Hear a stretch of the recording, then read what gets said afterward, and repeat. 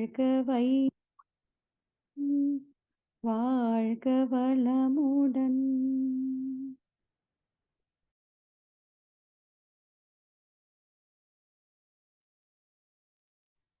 ஆன்மீக துறையினிலே அறிவு உயர் பண்பில் அதை காட்ட குறிப்பிட்ட குணங்கள் இயல்பாகும். நான் என்பதறிவென்றும் அதுவே சிவம் என்றும் நல்ல ஒளி உள்ளுணர்வாம் நன்றியுணர்வு உண்டாம். தான் தனது எனும் முனைப்பு பேராசை சினமும் தணிந்து விடும் அழுக்காறு அறவே விலகிப்போம். பான் காந்தம் உடல் காந்தம் மதித்து அறம் மாற்றும் வல்லமையும் வளவாழ்வும் சித்தியாகும் அறிவி.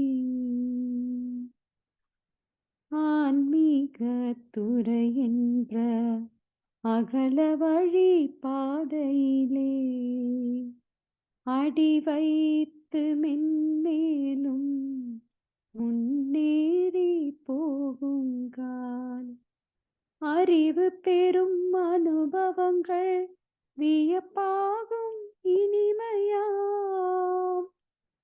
ஆன்ம ஒளி சுடர்விட்டு உள்ளுணர்வு பேராகும். ஊனுருவமான உடல் ஊதியெனும் ஊடே உயிரென்ற சூக்குமமே நான் என்ற உணர்வு வரும். ஒடுங்க ஒடுங்க காணும் உண்மையோ அறிவு அதுவே உயிரில் இருந்து ஓங்கி எழுந்து உடல் உலகம் வெளிவிரியும். ஒடுங்க ஒடுங்க காணும் உண்மையோ அறிவு அதுவே உயிரில் இருந்து ஓங்கி எழுந்து உடல் உலகம் வெளிவிரியும். நான் அதுவே இருப்பு நிலை மெய்ப்பொருள் தெய்வமெனும் நன்முடிவு விளக்கமாம் அந்த முழு முதற் பொருளே. நல்ல ஒழுங்காற்றலாய் நல்லுணர்வாய் அறிவறியும் நல்வூற்றாய் திருவருளாய் நல்லின்ப வெள்ளமாய் தேன் பொழியும் பேரின்பம் திகட்டாது சலிக்காது திருத்தங்கள் எண்ணம் சொல் செயல்களிலே மலர்ந்து வரும். செருக்கொழித்து தானடங்கி தெய்வ நிலை எங்கெதிலும் திருவருளின் காட்சியாம் திரும்புங்கள் உட்புறமா. திருவருளின் காட்சியாம் திரும்புங்கள் உட்புறமா. வாழ்க வையகம் வாழ்க வையகம் வாழ்க வளமுடன். வாழ்க வையகம் வாழ்க வையகம் வாழ்க வளமுடன். வாழ்க வையகம் வாழ்க வையகம் வாழ்க வளமுடன். நன்றி. வாழ்க வளமுடன். வாழ்க வையகம், வாழ்க வையகம், வாழ்க வளமுடன். சிந்தனையை, உடல் நலத்தை சீரமைத்து உய்வித்த குருவே வாழ்க, குருவே துணை. வேதாத்திரியம் வாழ்க வளமுடன். இன்று வரை உலகில் தோன்றிய அனைத்து சித்தர்களும் ஞானிகளும் மகான்களும் மற்றும் வேதாத்திரிய கோட்பாடுகளை அர்ப்பணிப்புணர்வோடு அகிலமெங்கும் உணர்வாக்கி கொண்டிருக்கும் ஞானாசிரியர்களின் மதிநுட்பமும் குருவர்களோடு சுக்குமமாய் நம்மை சூழ்ந்திருந்து நாம் உய்வதற்கு துணை நிற்குமாக என்று சங்கல்பித்துக் கொண்டு இன்றைய தவ நிகழ்வை இறைவணக்கம் குரு வணக்கத்தோடு நான் இனிதே துவங்குவோம். இறைவணக்கம் குரு வணக்கம் பாடிட அருள்நிதி சங்கரி செந்திலம் அவர்களை அழைத்தமையும். வாழ்க வளமுடன். வாழ்க வளமுடன் ஐயா. இறைவணக்கம். ஆதியெனும் பரம்பொருள் மெய் எழுச்சி பெற்று அணுவென்ற உயிராகி அணுக்கள் கூடி மோதியிணைந்து இயங்குகின்ற நிலைமைக்கேற்ப மூலகங்கள் பலவாகி அவை இணைந்து வேதித்த அண்ட கோடிகளாய் மற்றும் பிறப்பிறப்பிடை உணதல் இயக்கமாகி நீதி நெறிபுணர் மாந்தராகி வாழும் நிலையுணர்ந்து தொண்டாற்றி இன்பம் காண்போம், இன்பம் காண்போம். குரு வணக்கம். சிந்தையை அடக்கியே சும்மா இருக்கின்ற சீரறிய செய்த குருவே அந்த நிலை தனில் அறிவு அசைவற்றிருக்க பெரும் ஆனந்தம் பொங்குதங்கே. இந்த பெரும் உலகமிசை எடுத்த பல பிறவிகளின் இறுதி பயனாகிய சந்ததமும் இணை மறவாத சாந்த வாழ்வழித்தோ என் சந்தோஷ செய்தி இதுவே, என் சந்தோஷ செய்தி இதுவே. குருவே என் சந்தோஷ செய்தி இதுவே. நன்றி. வாழ்க வளமுடன்.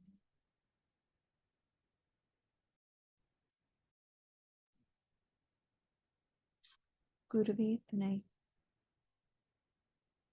புருவத்திடை உந்தன் பூவிரலால் தொட்டு எந்தன் உயிருணர்த்தி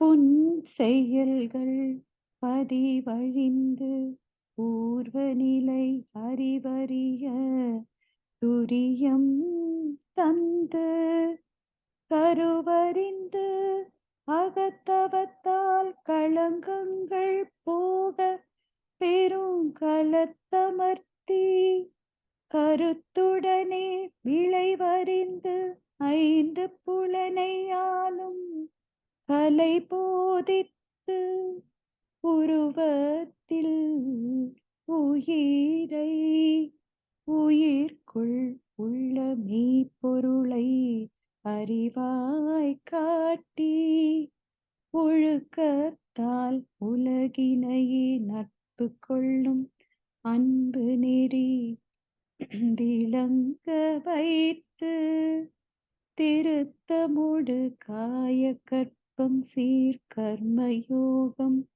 உடல் பயிற்சி தந்து சிந்தனையை உடல் நலத்தை சீரமைத்து உய்வித்த குருவே வாழ்க, குருவே வாழ்க, குருவே வாழ்க.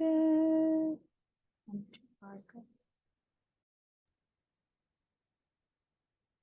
வாழ்க வையகம், வாழ்க வையகம், வாழ்க வளமுடன். குரு வாழ்க, குருவே துணை.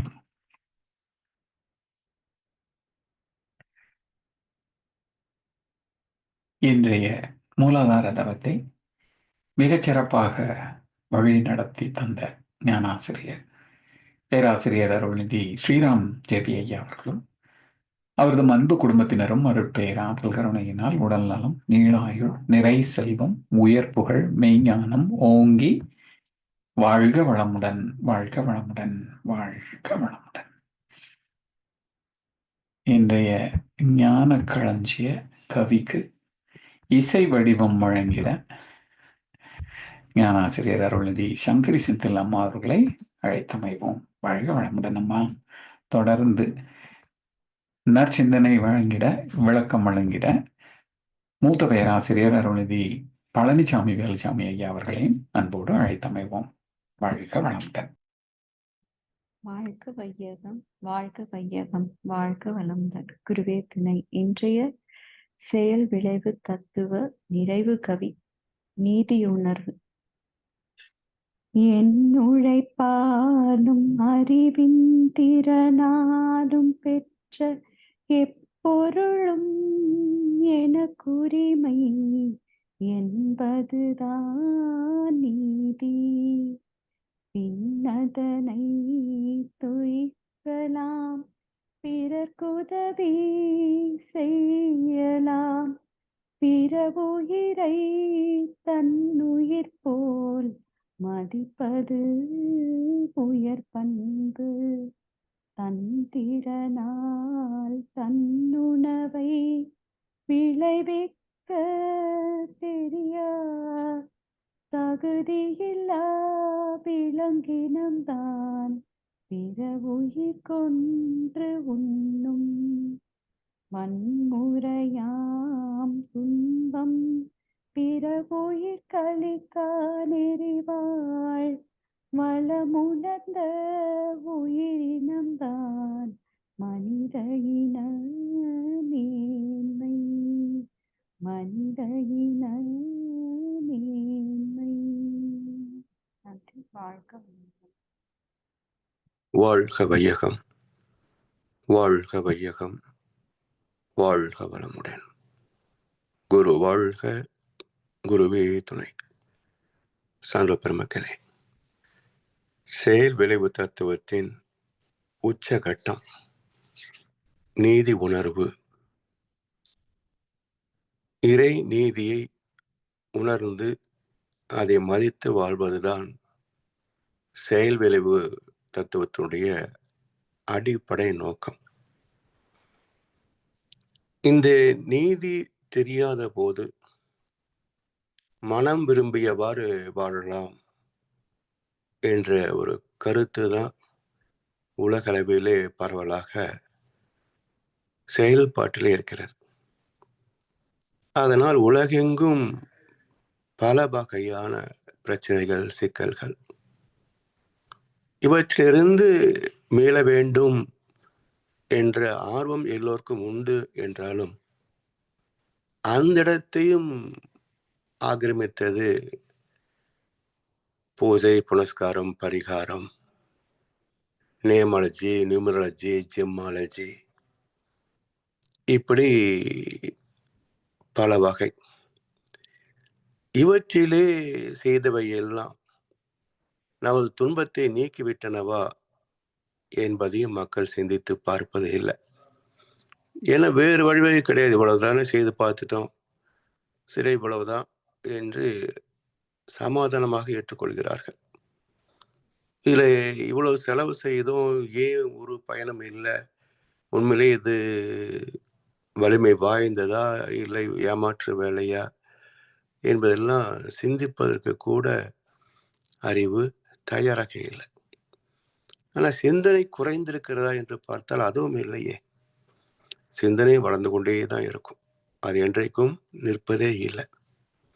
அப்ப இந்த சிந்தனை எந்த கோணத்தில் எந்த இடத்திலே போய் நிற்கிறது என்றால், உடல் சார்ந்த தேவைகளிலே, வசதிகளிலே, அதற்கு தேவையான தகுதியை பெருக்கிக் கொள்வதிலே, அதை வைத்து பதவி பணம் சம்பாதிப்பதிலே, இப்படித்தான் வாழ்க்கை அடகு போய் நிற்கிறது. ஸோ இதிலிருந்து விடுதலை பெற வேண்டும். ஒரு நிம்மதியான, நிறைவான, குறையில்லாத வாழ்க்கை வாழ வேண்டும் என்றார். அதற்கு ஒரே வழி தெய்வத்தை உணர்ந்து தெய்வ நீதியை மதித்து வாழ்வதை தவிர வேறு வழியே கிடையாது. என் உழைப்பாலும் அறிவின் திறனாலும் பெற்ற எப்பொருளும் எனக்குரிமை என்பதுதான் நீதி என சொல்லுவோம். உரிமை சட்டம். சுதந்திரம் என்றால் சொத்துரிமை, எழுத்துரிமை, பேச்சுரிமை. இது ஒரு காலத்துல கிட்டத்தட்ட ஒரு 95 அந்த பாக்கு நினைக்கிறேன். ஒரு நாள் 50வது சுதந்திர தின விழா. நான் பேங்க்ல போறேன். முன்னாடியே ஸ்டாஃப்ல நின்றுகிட்டு கொடி, ஸ்வீட்ஸ் எல்லாம் கொடுத்துட்டு இருந்தாங்க. என்ன அப்படின்னா, இன்னைக்கு 50வது சார் தெரியுதா உங்களுக்கு அப்படின்னா, ஓஹோ அப்படின்ட்டு கொடி கொடுத்தாங்க. இதை நான் கொடுத்துறது இல்லை அப்படின்னா, சுதந்திரத்தை மதிக்க மாட்டியா அப்படின்னாங்க. சுதந்திரம் இருக்கிறதாக எனக்கு தெரியலையே அப்படின்னு. நீங்க பிரிட்டிஷ் காலத்துல இருந்துதான் தான் தெரியும் அப்படின்னாங்க. நீங்க இருந்தீங்களா அப்போ? இல்லை. சரி, சுதந்திரம்னா என்னன்னு கேட்டேன். பேச்சுரிமை, எழுத்துரிமை, சொத்துரிமை அப்படின்னாரு. இவ்வளவுதானே? சரி, ஓகே. நீ ஒரு மந்திரியை பார்த்து நீ நல்ல ஆட்சி கொடுத்தாரு வேணுதான் நான் ஓட்டு போட்டேன், இவ்வளவு கொள்ளடிச்சு அழித்தனம் பண்றேன்னு கேளு. அடி வாங்காம திரும்பி வந்தா உன் சுதந்திரத்தை நான் ஏத்துக்கிறேன். பேச்சுரிமை இல்லையா? போய் பேசு. சரி, எழுத்துரிமை வேண்டாம். உன் அட்ரஸ் போட்டு ஒரு லெட்டர் எழுது. வீடு தேடி உன்னை உதைக்கலன்னா உன் சுதந்திரத்தை நான் மதிக்கிறேன். சரி, பெரிய பெரிய ப்ராப்பர்ட்டிஸ் இது எல்லாம் பிடுங்கிக்கிட்டாங்க இல்லையா? பேப்பர்ல எல்லாம் பார்த்தீங்க. சொத்துரிமை எங்க? அப்போ உனக்கு பேச்சுரிமையும் கிடையாது, எழுத்துரிமையும் கிடையாது, சொத்துரிமையும் கிடையாது. அப்புறம் என்னையா சுதந்திரம் இருக்குதுன்னு கேட்டேன். பதில் இல்லை. எனவே இது இருக்கிறதா ஒரு பாவனை. ஒரு குறைந்த அளவு இருக்கிற வரைக்கும் பிரச்சனை கிடையாதுங்க. ஒரு பெரிய சொத்து அல்லது நகர்ப்புறத்துடைய மையத்தில் சொத்துன்னு வச்சுங்களேன், ஆட்டோமேட்டிக்கா கொடுத்துருன்ற மிரட்டல் வந்துடுது.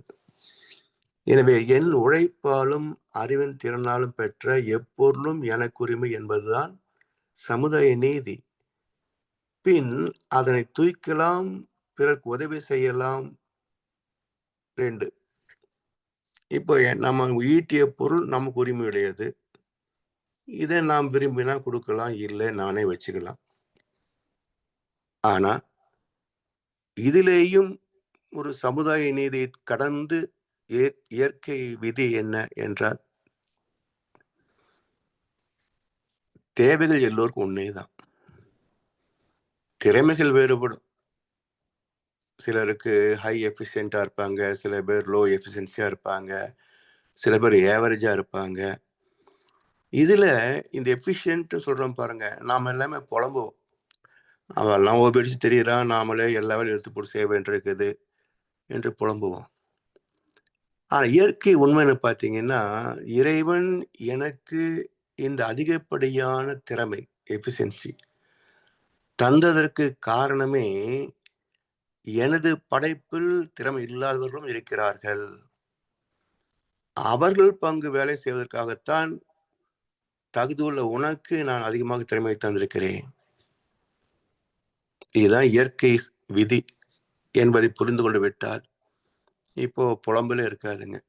எனக்கு ஆண்டவன் திறமை கொடுத்துருக்குறான், அதை நான் செய்யறேன். அவனுக்கு குறைவா இருக்குது, செய்யல. இல்லை அவனுக்கு இருக்குது, புரியல, இருந்தும் செய்யாம தவிர்க்கிறான் என்று நம் கடமை அறவாழ்வின் நாட்டத்தில் இருக்கிற போது நமக்கு மன உளைச்சலும் கிடையாது, நிம்மதியான வேலை பார்க்கலாம். எனவே அதே போல பொருளும் கூட நமக்கு அதிகமான ஒரு வாய்ப்பு இருக்கு. ஒரு முறை எங்க ஆபீஸ்ல தான் பக்கத்து கவுண்டர்ல ஒருத்தர் வந்து அப்பெல்லாம் பில்ஸ் இருக்கும், இந்த பில் டீட்டெயில்ஸ் கேட்டாரு. அந்த கவுண்டர் இருந்தார், அம்மா வந்து அதெல்லாம் சொல்ல முடியாது போ அப்படின்னாங்க அலட்சியமா. அவரு உடனே கொஞ்சம் இதை விட்டு உங்களுக்கு வேற என்ன வேலை அப்படின்னாரு அவரு. அப்புறம் ரெண்டு கொஞ்சம் வாக்குவாதம் வந்தது. அப்புறம் கோபம் போயிட்டார் அவரு. நான் அவர் போனதுக்கப்புறம் அவர்கிட்ட கேட்டேன், அவங்க யார் தெரியுமா அப்படின்னு. எவனாதான் நமக்கு என்ன சார் அப்படின்னாங்க. இல்லைம்மா, நாமளும் டிகிரி படிச்சுட்டு பேங்க்ல சுகமா 10 to 5 வேலை பார்க்குறோம், ஓரளவுக்கு சம்பளமும் கம்ஃபர்டபுளாக இருக்கு. அவர் வந்து போஸ்ட் கிராஜுவேட், இந்த கன்சர்ன்ல மேனேஜராக இருக்கிறார். பேருத மேனேஜரை தவிர சம்பளம் 3000 ரூபா. ஒர்க்கிங் அவர் பார்த்தீங்கன்னா காலையில் 9 மணிலேருந்து ராத்திரி 10 மணி வரைக்கும். அப்போ அவனுக்கு நம்மளை பார்த்தா கொஞ்சம் எரிச்சு வருமா வராதா? அதுக்கு என்ன பண்ணுறது, அவருடைய தலையெழுத்து அப்படின்னாங்க. அதேதாம்மா, ஒரு காலத்தில் இவன் சம்பளம் அதிகமாக வாங்கிட்டு வேலை கம்மியாக செஞ்சுருப்பான். அதனால் இன்னைக்கு இவன் திறமை இருந்தும் தகுதி இருந்தும் உழைப்பு இருந்தும் அதுக்கு தகுந்த வருமானம் இல்லாமல் இப்படி இருக்கிறான். இப்போ நாம இருந்தும் இதை உதவி செய்யலை அப்படின்னா நம்முடைய சந்ததிக்கு இவன் மாதிரி ஒரு வாய்ப்பு வந்துடும் அப்படின்னு. எனவே இதெல்லாம் இயற்கை விதி துல்லியமா வச்சிருக்குங்க. எதையுமே வந்து நாம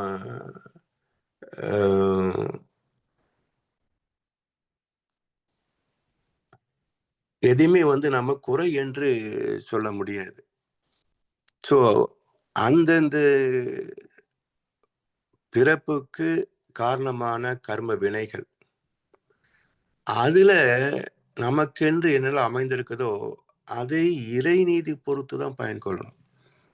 நம்ம கொடுக்கலன்றது யாரும் கட்டாயப்படுத்த முடியாது என்றாலும், இப்போ அரசியல் கட்சிகள் நிகழ்ச்சி வருது, கொடு, எடு 1000 ரூபா எடு, 10,000 எடுன்றான்.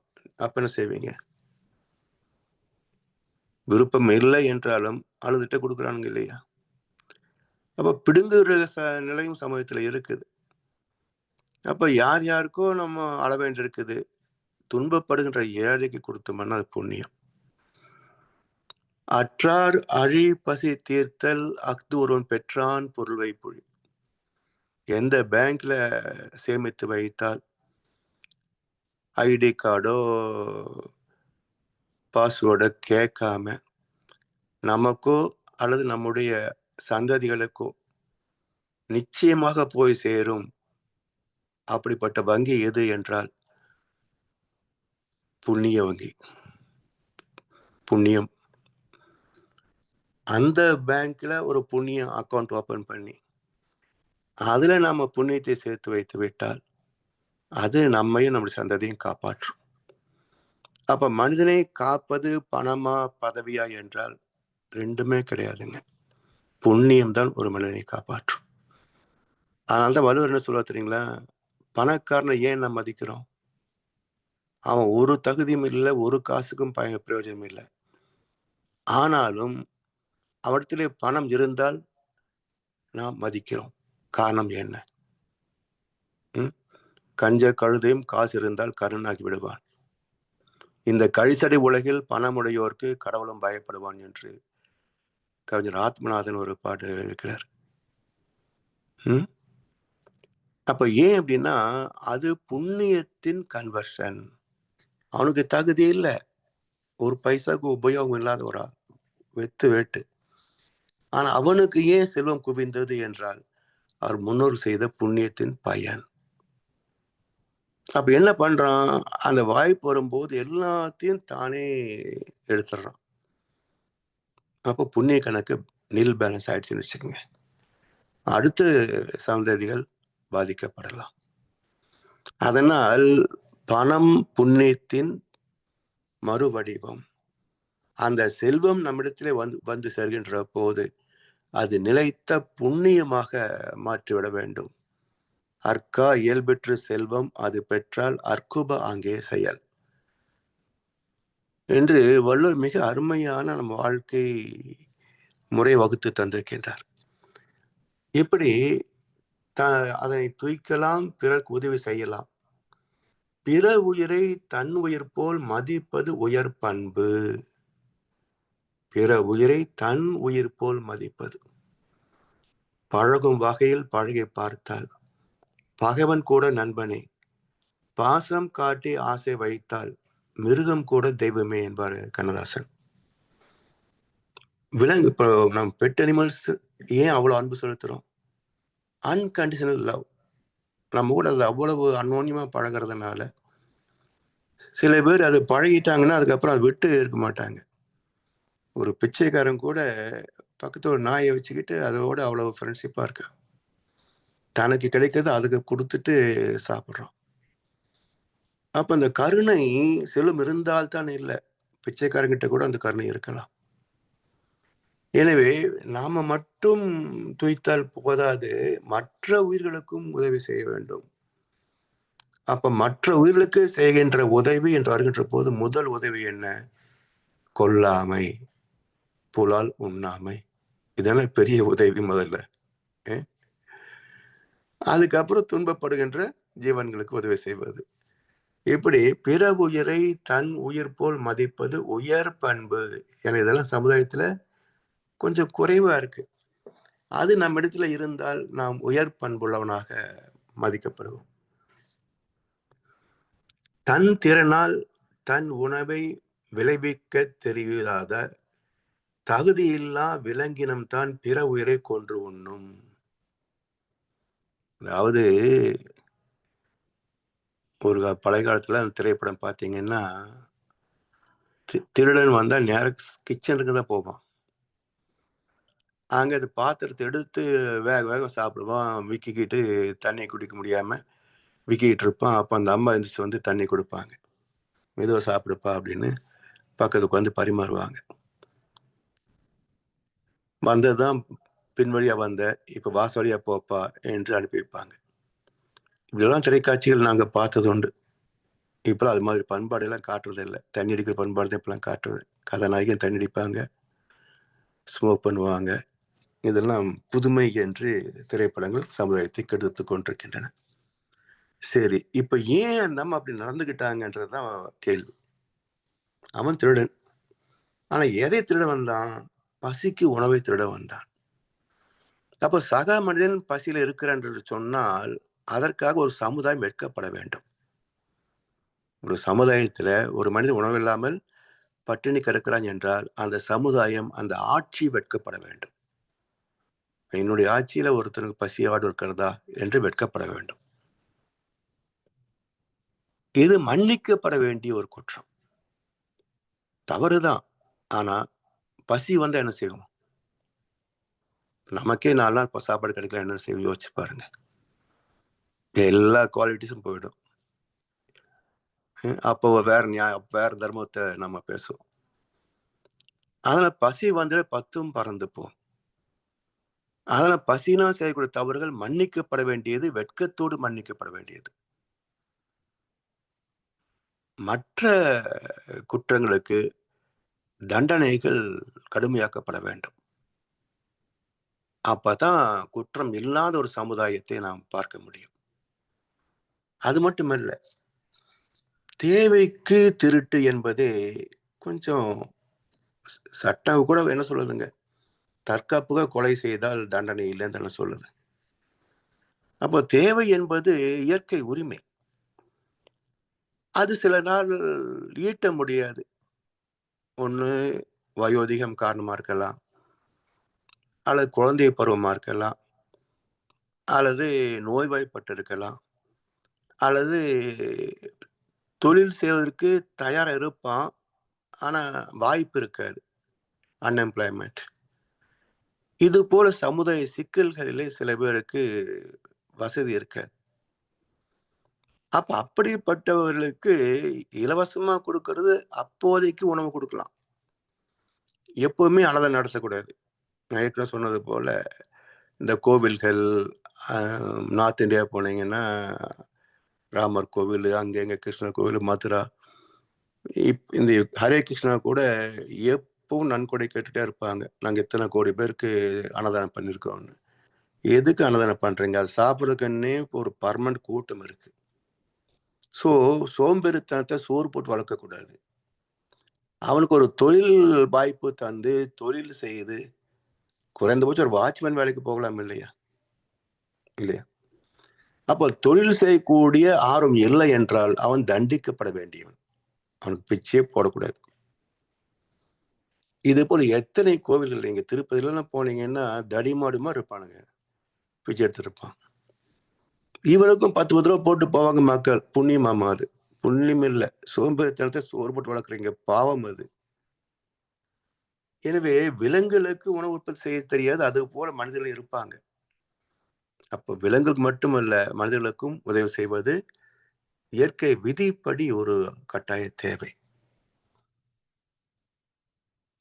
வன்முறையாம் துன்பம் பிற உயிர்க்கு அளிக்கா நெறி வாழ். வன்முறைகள் சட்டம் சொல்லிக்கிட்டு அல்லது மத உரிமை, கட்சிகள் உரிமை, தொண்டன் பக்தன் இப்படி எல்லாம் ஒரு பேர் வச்சுக்கிட்டு மற்றவர்களை அடிப்பதற்கோ துன்புறுத்துவதற்கோ இவங்களுக்கு யார் பட்டயம் கொடுக்குறாங்க? இல்லையா? இறைவன் தந்த கொடை சுதந்திரம். எல்லா மனிதர்களும் சுதந்திரமாக வாழ்வதற்கு இயற்கை தந்த கொடை. இது எந்த அரசாங்கம் கொடுத்துட முடியாது, எந்த சமுதாயம் கொடுத்துட முடியாது. கெடுக்கத்தான் செய்ய முடியுமே தவிர கொடுக்க முடியாது. அப்ப அதை கெடுப்பதுக்கு இவனுக்கு யார் உரிமை கொடுக்குறாங்க? இதெல்லாம் போதிப்பதுதான் ஆன்மீகத்துடைய நோக்கம். ஸோ முடிந்த அளவுக்கு நாம் உதவி செய்ய வேண்டும், முடியலன்னு ஒதுங்க வேண்டுமே தவிர யாரையும் துன்புறுத்துவதற்கோ யாரையும் வருத்தப்படுத்துவதற்கோ நமக்கு உரிமை கிடையாது. அதனால்தான் ஈத்து உவக்கும் இன்பம் அறியார்கோல் தாம் உடைமை வைத்திழக்கும் வன்கணவர். 2 கொடுக்காட்டாம் பரவாயில்லப்பா, ஆனா யாரையும் கெடுக்காத. இது 1. குறைந்தபட்சம் இந்த ஒரு ஒழுக்கத்தையாவது பின்பற்றவில்லை என்று சொன்னால் மனுஷன் சொல்றதுக்கு அர்த்தம் இல்லை. 6 அறிவு சொல்லிக்கிறதுல கொஞ்சம் கூட பொருத்தமே இல்லை.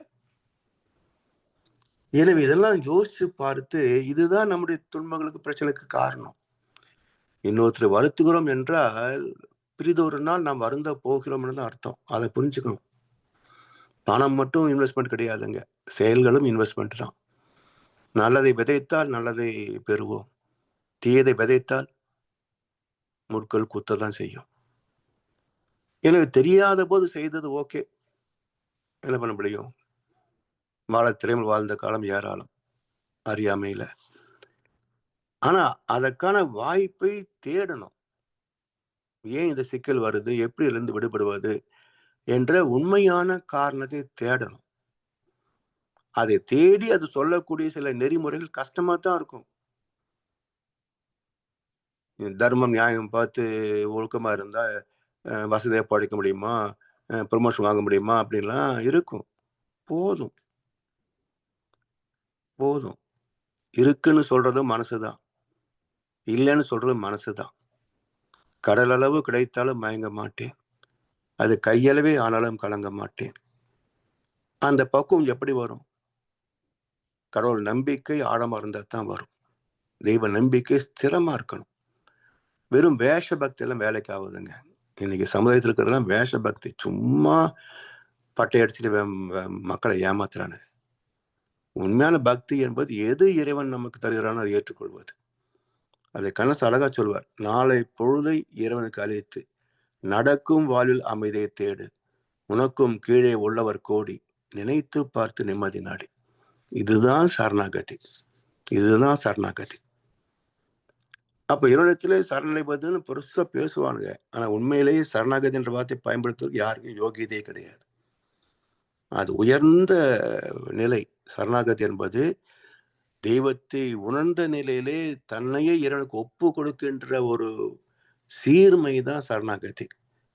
இறைவா, நான் கர்ம யோகம் உலக சமயம் என்ற எண்ணமதை என் உள்ளத்தை எழுப்பிவிட்டாய் அறிவேன்.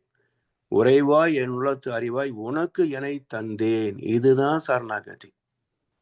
இந்த சரணாகதி உள்ள பக்தன் யார்? ஒருத்தனை சொல்லுங்க பார்ப்போம். ஸோ எல்லாமே வேஷ பக்தி தான். ஸோ இதையெல்லாம் நம்ம லட்சியப்படுத்தவும் கூடாது. காய் கட்டுவான், குழுவு கட்டுவான், வருவான், மதவா தலைவன் வருவான், வந்துட்டு போ, அவ்வளவுதான். வணக்கத்துக்குரியவனால. எனவே வன்முறையாய் துன்பம் பிறவிற்கு அளிக்காத நெறி, அதான் உயர்ந்த நெறி. அப்படி வாழக்கூடிய வளமுணர்ந்த உயிரினம் தான் மனித இன மேன்மை.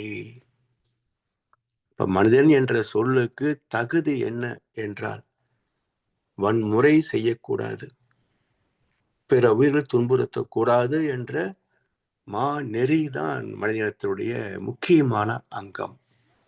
மனிதன் என்றால் யாருக்கும் துன்பம் தரக்கூடாது, முடிந்தால் பிறர் துன்பத்துக்கு உதவி செய்யணும். இதுதான் மனித நேயம். அப்படி மனித தன்மையோடு வாழ்ந்து விட்டால் குடி செய்வல் என்னும் ஒருவருக்கு தெய்வம் மடிதற்று தான் மந்திரம். தெய்வமே நமக்கு என்ன தேவையோ நமக்கு முன்னாடி அதை தயாரா வச்சிருக்கோம். அஞ்சாதே, உனக்கு முன்னாடி என்னுடைய சமூகம் செல்கிறது, உனக்கு என்ன தேவையோ அங்க தயாரா நான் வச்சிருப்பேன். தத்துவத்திலே தெளிவும் தொண்டு செய்கின்ற மனமும் இருந்தால் உங்களுக்கு என்ன தேவையோ அது இறைவன் கொடுத்து கொண்டே இருப்பான் என்கிறார் மகர்ஷி அவர்கள். எனவே இந்த வாழ்க்கை ஒரு நிறைவான, அமைதியான, சுகமான வாழ்க்கை. சுகமான வாழ்க்கை. தேவை இல்லாம போய் ஆசையில சிக்கிக்கிட்டு வெறுப்பு பண்ணிக்கிட்டு நம்மையும் கெடுத்துக்கிட்டு குடும்பத்தையும் கெடுத்துக்கிட்டு சமுதாயத்தையும் கெடுக்கிறான். இந்த இறை நீதியை, உண்மையான பக்தியை தொட்டு பார்த்தோம் என்று சொன்னால் வாழ்க்கை எவ்வளவு இனிமையானது. எத்தனை கோடி இன்பம் வைத்தா எங்கள் இறைவா. அன்பர் பணி செய்ய என்னை ஆளாக்கி விட்டுவிட்டால் இன்ப நிலை தானே வந்ததும் பராவரமே. சுகத்தை தேடி போவதில்லை, சுகம் நம்மை தேடி வரும். அப்படிப்பட்ட ஒரு அற்புதமான பிறப்பு தான் மனிதன். அற்புதமான பிறப்பு. எனவே இந்த வாழ்க்கையின் தாற்பயத்தை புரிந்து மதித்து வாழ்வதற்கு மனசை கொஞ்சம் பக்குவப்படுத்தணும். ஏன்னா இதுவரைக்கும் அது உணர்ச்சி வயப்பட்ட வாழ்க்கையில பழகி போச்சு. சுயநலத்தையே மையமாக கொண்டு வாழ்ந்து போச்சு. இதிலிருந்து ஒரு புதிய ஒரு கோணத்தில் திரும்ப வேண்டும் என்று சொன்னால் கொஞ்சம் கஷ்டப்படத்தான் செய்யும். ஆனா அதற்கு ஆசை காட்டணும். இதை மட்டும் நம்ம செய்துட்டோம்னாக்க எதையெல்லாம் நம்ம ஓடி ஓடி ஓடி ஓடி காக்கா பிடிச்சி அடையணும்னு நினைக்கிறோமோ, அடைய முடியாம ஏமாந்து வெந்து போறோமோ, அவை எல்லாமே நமக்காக வந்து சேரும். எதையும் நாம் தேடி போவதில்லை, அது நம்மை தேடி வரும். அதை விவேகன் சொல்வார், கடந்த 12 ஆண்டுகளாக அடுத்த வேளை உணவு எங்கிருந்து வரும் என்று தெரியாமல் வாழ்ந்திருக்கிறேன். ஒரு நாள் 2 நாள் இல்லை, 12 வருஷமா வாழ்ந்து பார்த்து டிக்ளேர் கொடுக்கிறார், கொடுப்பான். எனவே நம்ம பெருசா அலட்டிக்க வேண்டியது இல்லைங்க. நம்முடைய கடமை என்ன, அதை நிறைவா செய்துட்டு போனோம்னாக்க வர வேண்டியது தானே வரும். ஒரு பிரின்சிபல் பேசிக், நம்முடைய சொல் செயலால் என்னத்தை தடுக்க முடியாது. நெகட்டிவ் தாட்ஸ் வரலாம், ஆனா அதை அப்படியே வார்த்தைகளை கொட்டி அடுத்தவங்களை துன்பப்படுத்திடக்கூடாது, அடுத்தவங்க மனசை நோடிச்சிடக்கூடாது. அதை சென்சார் பண்றதுக்கு தானே மூளை கொடுத்துருக்குறான் இறைவன். அப்ப எத்தனையோ நல்ல தீய வார்த்தைகள் வரும். ஏன்னா mind it self is negative force. மனம் ஒரு சைத்தான், அதில் நெகட்டிவ் வரும். ஆனா அது ஃபில்டர் பண்றதுதான் மனசை மூளையை கொடுத்துருக்குறான் இறைவன். அப்ப எந்த ஒரு எண்ணம் தோன்றினாலும் அதை சொல்லாக செயலாக செய்யலாமா வேண்டாமா என்று மூளையை பயன்படுத்தி சிந்தித்து பார்த்து தீய வார்த்தையை சொல்லவே கூடாது. அடுத்தவங்க மனசு புண்படும். சொந்தமாகட்டும், வெளியே சொசைட்டியாக இருக்கட்டும், அடுத்தவங்க மனசு புண்படும். அதே போல தீய செயல் மற்றவர்களை வருத்தப்படுத்தும், பாதிக்கும். ஸோ முதல் பண்பாடு, யாருக்கும் எந்த வகையிலையும் துன்பத்தை கொடுத்து விடக்கூடாது. இரண்டாவது, நமக்கு முடியுதா, விருப்பம் இருக்கா செய், விருப்பம் இல்லையா விட்டுரு. ஒன்றும் உதவி செய்ய வேண்டாம், விட்டுரு. ஏன்னா அதுல நமக்கு பிளஸ் கிடையாது, புண்ணியம் கிடையாது, அவ்வளவுதான். ஆனா ஒரு துன்புறுத்தி விட்டால் இயற்கையாக நமக்கு அமைந்திருக்கின்ற நன்மைகள், நமக்கு வர வேண்டிய நன்மைகள் தடைப்படும். நலத்தின்கண் நாரின்மை தோன்றின் அவனை குலத்தின்கண் ஐயப்படும். இயற்கையாக வர வேண்டிய நன்மைகளிலே உனக்கு குறைகிறது என்றால் காரணம் நீ மட்டுமல்ல, உன் பரம்பரையே காரணம் என்றார் வள்ளுவர். எனவே நம்ம நல்லது செய்யலைன்னா புண்ணியம் தான் இல்லை, அதுக்கு தகுந்த எக்ஸ்ட்ரா போனஸ் வரல. ஆனா துன்பத்தை செய்து விட்டோம் என்றால் இயற்கையாக உள்ள இன்பங்கள் கூட நமக்கு தடைப்பட்டு துன்பங்களாக வந்துவிடும். அதனால் அதான் சொல்லுவாங்களே, உபகாரம் செய்யலைன்னாலும் உபத்திரம் செய்யக்கூடாதுன்னு சொல்லுவாங்க, பார்த்தீங்களா? அதுதான். அப்படி இரண்டும் செய்து வாழ்வது சிறப்பு. ஈர்த்து உவக்கும் இன்பம் சிறப்பு. அப்படிப்பட்ட ஒரு பிறப்பாகத்தான் தெய்வம் மனிதனை படைத்திருக்கிறது. தர்மசம் ஸ்தாபனார்த்தாய சம்பவாமி யுகே யுகே. என்ன புரிஞ்சுக்கிட்டோம்? துன்பம் வருகின்ற போது கிருஷ்ணாவதாரம், ராமாவதாரம் இப்படி வரும்னு புரிஞ்சுக்கிட்டோம். அப்படி இல்லை. ஒவ்வொரு ஜீவன் அடுத்த ஜீவனாக, ஒரு தாவரம் புழுவாச்சு, புழு பூச்சியாச்சு, பறவை விலங்குகள் மனுஷனாச்சு என்றால் இது எல்லாமே அவதாரங்கள். ஏன்னா அந்த ஸ்லோகத்தை என்ன சொல்லுதுங்க? தர்மம் அழிக்கப்பட்டு அதர்மம் மேலோங்குகின்ற போது என்னை நானே பிறப்பித்துக் கொள்கிறேன். அப்ப என்ன அர்த்தம்? தர்மம் என்றால் நன்மைகள், புண்ணியங்கள், இன்பங்கள். அதர்மம் என்றால் துன்பங்கள். அப்ப எப்பெல்லாம் துன்பம் நேர்கிறதோ, இன்பம் குறைகிறதோ, அப்பெல்லாம் நம்முடைய அறிவு எழுச்சி பெற்று அடுத்த நிலைக்கு மாற்றம் பெறும். அதான் அவதரதி, தன் நிலையில் அடைகின்ற மாற்றம். தன் மாற்றமே அவதாரம். இது ராமன் பிறந்தான், கிருஷ்ணன் பிறந்தான், அவங்க தான் அவதாரம் கிடையாதுங்க. நிகழ்கின்ற ஒவ்வொரு பிறப்பும் அவதாரம் தான். அப்போ ஒவ்வொரு சந்ததியும் ரிஃபைனேஷன், தூய்மைப்பட்டு கொண்டே வரணும். செய்த பாவத்தையே செஞ்சுக்கிட்டு தொடர்ந்து போய்கிட்டே இருந்தா என்றைக்கும் இந்த உலகம் நிம்மதியாக வாழவே முடியாதுங்க. எந்த மனிதனும் நிறைவாக துன்பம் இல்லாமல் வாழவே முடியாது. எழுபிறப்பும் தேவை தீண்டா பழிப்பிறங்கா பண்புடை மக்கட்பெறின். அப்போ பிறக்கின்ற ஒவ்வொரு பிறப்பிலேயும் பழிச்செயலை செய்வதற்கு வெட்கப்படுகின்ற பிறப்பாக இருக்கணும். அந்த பண்பாடு தனி மனிதர்களை தொடங்கி உலக அளவிலே பரவி நிறைய பெறணும். அப்பத்தான் எல்லாரும் நிம்மதியாக நல்லா இருக்க முடியுமே தவிர அது வரைக்கும் பறித்தல் என்பது தவிர்க்கவே முடியாது. இருந்தா கொடுத்துட்டு போறோம், இல்லை என்ன பண்ண முடியும்? இல்லாத இடத்துல புடுங்க போறானா?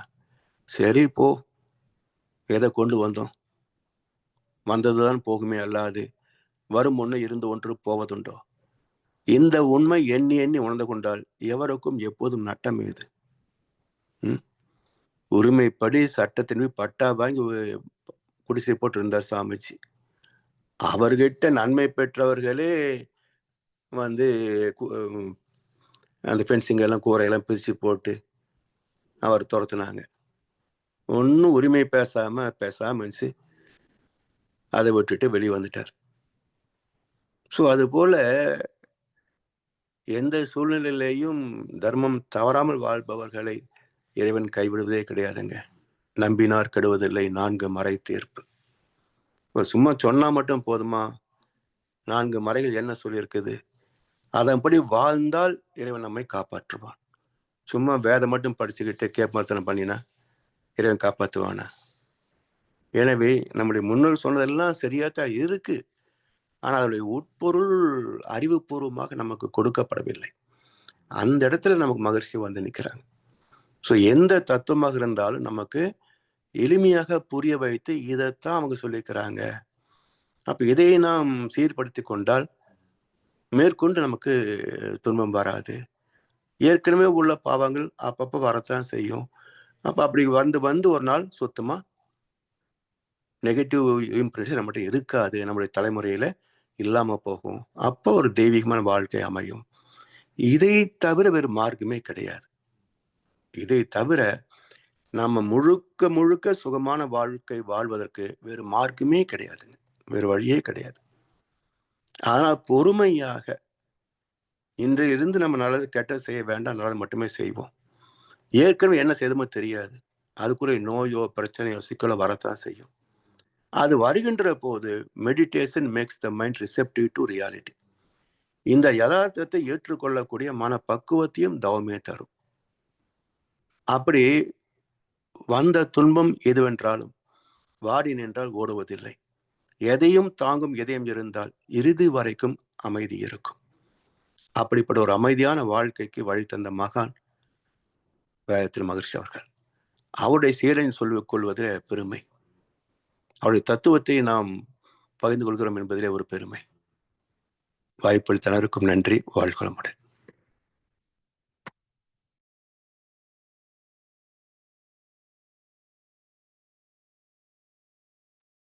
வாழ்க வளமுடன் ஐயா. வாழ்க வளமுடன் ஐயா. அருமை. சிறப்பாக தொடர்ந்து நற்சிந்தனை வழங்கி வந்து கொண்டிருக்கும் மூத்த பேராசிரியர் ஞானாசிரியர் அருள்தீப் பழனிசாமி வேல்சாமி ஐயா அவர்களும் அவரது அன்பு குடும்பத்தினரும் அருட்பெயர் ஆற்றல் கருணையினால் உடல் நலம் நீளாயுள் நிறை செல்வம் உயர் புகழ் மெய்ஞானம் ஓங்கி வாழ்க வளமுடன், வாழ்க வளமுடன், வாழ்க வளமுடன். நன்றிகள் ஐயா.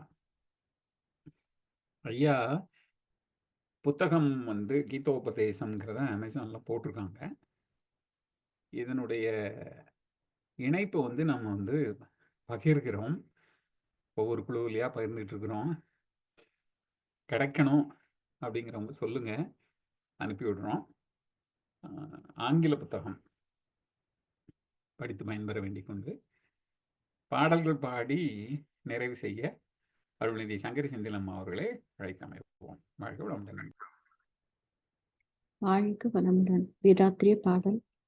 போரில்லா நல்லுலகம், பொருள்துறையில் சமநீதி, நேர்மையான நீதிமுறை, நிலவுலகு கோடாட்சி, சீர் செய்த பண்பாடு, சிந்தனையோர் வழிவாழ்வு, சிறப்புணர்ந்த பெண்மதிப்பு, தெய்வ நீதி வழிவாழ்தல், தேர் திருவிழா தவிர்த்தல், சிறுவர்கட்கே விளையாட்டு, செயல் விளைவு உணர்கல்வி, சீர்காந்த நிலை விளக்கம், பார் முழுதும் உணவு நீர் பொதுவாக்கல், பல மதங்கள் பல கடவுள் பழக்கம், ஒழித்துண்மை ஒன்றை தேர்ந்திடுதல். ரமஞான கவி. இறைவெளியே தன்னிருக்க சூழ்ந்தழுத்தும் ஆற்றல், சூழ்ந்தழுத்தும் ஆற்றல், இதன் திணிவு மடிப்பு விழ சுழலும் நுண் விண்ணாம், நிறைவெளியில் விண் சுழல நெருக்குகின்ற உரசல், நெருக்குகின்ற உரசல், நிலைவெளியில் எழுப்புகின்ற நேரலைகள் காந்தமாம், மறைப்பொருளாம் காந்தம் தன் மாத்திரைகள் ஐவகை, தன் மாத்திரைகள் ஐவகை, மலைக்காதீர் விண்கூட்டம் மாபூதம் ஐந்துமாம், முறையாய காந்தலை மனமாமுயிர் உடல்களில், மனமாமுயிர் உடல்களில், மதிபுயர்ந்தி உண்மை பெற மாபிரம்ம ஞானமாம், மாபிரம்ம ஞானமாம். உலக நல வாழ்த்து. உலகமெல்லாம் பருவமழை ஒத்தபடி பெய்யட்டும், உழவரெல்லாம் தானியத்தை உவப்புடனே பெருக்கட்டும், பல தொழில்கள் புரிகின்ற பாட்டாளி உயரட்டும், பகுத்துணர்வில் தொகுத்துணர்வு பண்பாட்டை உயர்த்தட்டும், கலகங்கள் போட்டி பகை கடந்து ஆட்சி நடக்கட்டும், அல்லாமை கடன் வறுமை கடங்கங்கள் மறையட்டும், நலவாழ்வை அளிக்கும் மெய்ஞான ஒளி வீசட்டும், நம் கடமை அறவாழ்வின் நாட்டத்தே சிறக்கட்டும். வாழ்க வையகம், வாழ்க வையகம், வாழ்க வளமுடன். நன்றி. வாழ்க வளமுடன். வாழ்க வளமுடன். இன்றைய தவத்தில் கலந்து கொண்ட அன்பர்கள், தவத்தை வழிநடத்தி நச்சிந்தனை வழங்கிய பாடல்கள் பாடிய அனைவரும் வாழ்க வளமுடன். அவர்களின் அன்பு குடும்பம், அவர்களின் உடல் நலம், மனவளம், பொருள் வளம், அருள் தொண்டு, ஆன்மீக தொண்டு, வாழ்க வளமுடன், வாழ்க வளமுடன், வாழ்க வளமுடன். இத்துடன் இன்றைய காலை தவம் நிகழ்வு நிகழ்வோடும் இதே நிறைவு பெறுகின்றது. இறையருளும் குரு அருளும் நம் அனைவரையும் எப்பொழுதும் சூழ்ந்திருந்து நம்மை இந்த இறைநிலை உணர்பயணத்திலே சிறந்த முறையிலே வழி நடத்தட்டும் என அனைவரையும் வாழ்த்தி வணங்கி நன்றி கூறி அமைகிறோம். வாழ்க வையகம், வாழ்க வையகம், வாழ்க வளமுடன்.